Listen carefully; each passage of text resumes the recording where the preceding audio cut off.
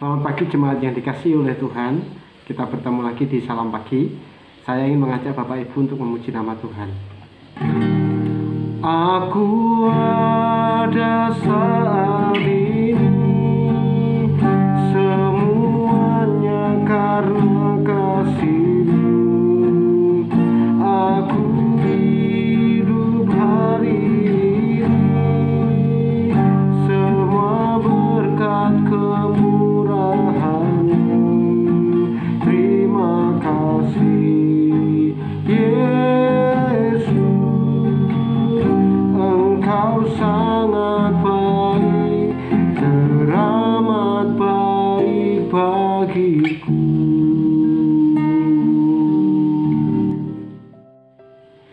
Jemaat yang dikasihi oleh Tuhan, pujian ini mengingatkan kepada kita kalau saat ini, hari ini kita ada, kita boleh bernafas, kita bisa menikmati hari baru, udara baru yang cerah di pagi hari ini.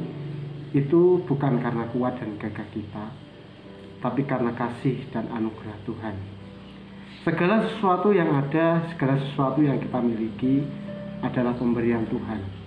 Kesehatan, kekuatan, dan apapun itu. Maka kita patut mengucap syukur Bapak Ibu. Karena di tengah-tengah situasi pandemi saat ini, ada banyak saudara-saudara kita yang sedang mengalami sakit atau sedang mengalami isolasi mandiri, baik itu saat ini di rumah mereka masing-masing ataupun harus menjalani perawatan di rumah sakit.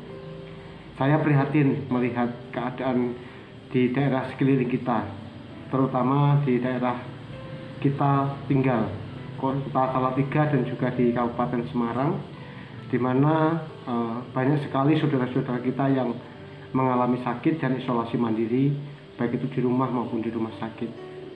Kalau kita sampai saat ini ada, tentu itu bukan karena kuat dan gagah kita, tetapi karena pemberian Allah. Nah, saudara-saudara yang terkasih dalam nama Tuhan, berbicara tentang banyaknya orang sakit, saya ingin mengajak Bapak Ibu untuk melihat di dalam Matius pasal yang ke-14 ayat yang ke-14. Matius pasal yang ke-14 ayat yang ke-14. Ketika Yesus mendarat, ia melihat orang banyak yang besar jumlahnya. Maka tergeraklah hatinya oleh belas kasihan kepada mereka, dan ia menyembuhkan mereka yang sakit. Saudara yang terkasih di dalam nama Tuhan, salah satu yang menjadi inspirasi bagi kita, sumber keteladanan di dalam hidup kita, ketika Tuhan Yesus menyembuhkan banyak orang sakit, ialah karena rasa belas kasihan kepada mereka yang ditolong. Ada banyak motif waktu itu ketika orang ingin menyembuhkan saudaranya yang sakit. Ada yang ingin dipuji, ada yang merasa lebih unggul daripada yang lain. Tapi Tuhan Yesus berbeda. Tuhan Yesus menunjukkan rasa kasih, rasa empatinya, rasa belas kasihan kepada mereka yang sedang mengalami sakit. Maka rasa belas kasihan ini mendorong Tuhan Yesus untuk melakukan berbagai macam mukjizat, sehingga kesembuhan besar terjadi. Diceritakan di dalam ayat yang ke-14 tadi, bukan hanya satu atau dua orang, melainkan banyak orang sakit yang tentu saja penyakitnya berbeda-beda. Nah, situasi ini mirip mungkin yang kita alami saat ini. Ada banyak saudara-saudara kita yang mengalami sakit. Ada banyak saudara-saudara kita yang saat ini terbaring, lemah. Mungkin karena sudah lama sakit, atau memang baru-baru saja ini mengalami sakit karena terpapar corona. Nah, saudara yang terkasih dalam nama Tuhan, apa makna yang dapat kita pelajari dari teks ini? Yang pertama, bagi mereka yang sedang sakit, mereka yang bergumul dengan sakit penyakit, saya ingin mengajak kita untuk berserah penuh kepada Tuhan. Jangan khawatir, jangan takut, dan jangan gelisah. Kita memiliki Allah yang penuh dengan belas kasihan. Artinya apa? Ketika orang-orang pada waktu itu saja diberi belas kasihan oleh Tuhan Yesus, apalagi kita, umat kepunyaan Allah, umat yang percaya kepada kuasa Tuhan Yesus. Kalau kita mau menyerahkan berbagai penyakit yang saat ini kita rasakan, niscaya saya percaya dan saya yakin Tuhan Yesus yang penuh dengan belas kasihan itu akan menolong Bapak, Ibu, Saudara, dan saya. Untuk saudara yang saat ini sedang mengalami sakit, baik itu terinfeksi corona, isolasi mandiri di rumah maupun di rumah sakit, jangan khawatir. Serahkan kepada Bapa yang penuh dengan belas kasihan.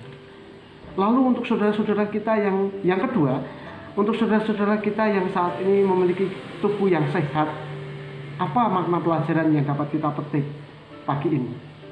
Nah, rasa belas kasihan Tuhan Yesus itu rupanya mampu menolong orang-orang yang ada di sekelilingnya. Saudara yang dianugerahi kesehatan pagi ini, saya mengajak kita untuk memiliki hati seperti Kristus, hati yang penuh belas kasihan kepada saudara-saudara kita yang sakit.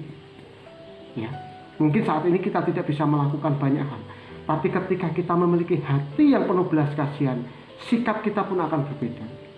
Apa perbedaannya? Kita akan bisa menjaga saudara-saudara kita. Kita akan merasa memiliki belas kasihan kepada mereka. Kita akan menjaga diri kita, menjaga keluarga kita dengan menerapkan protokol kesehatan.